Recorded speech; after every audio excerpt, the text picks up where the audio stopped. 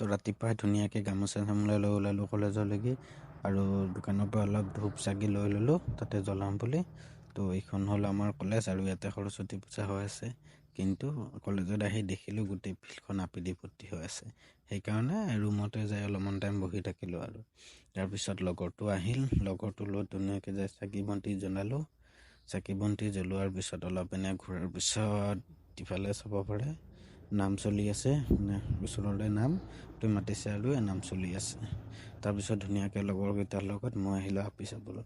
স্কুলতে বহুকেইখন স্কুল আছিল স্কুলতে কলেজৰ, তেওঁলোকে আপি চাব আহিলোঁ, কিয়নো আজি যিহেতু সৰস্বতী পূজা, কাৰোবাক জানো পচন্দ আহিয়ে যাওঁ বা কাৰোবাক প্ৰপ'জ কৰিলে একচেপ্টে কৰিলে, কিন্তু নাই, কোনো পাত্তা নিদিলে। সেইকাৰণে কলেজৰ কেণ্টিনলৈ আহি গাখীৰ চাহ একাপ অৰ্ডাৰ দি ধুনীয়াকৈ ৰিলছৰ লগত গাখীৰ চাহ খালোঁ, মানে ৰিল চাই আৰু তাৰপিছত একদম ডাঙৰ টোপোলাটো লৈ ঘৰলৈ আহিলোঁ।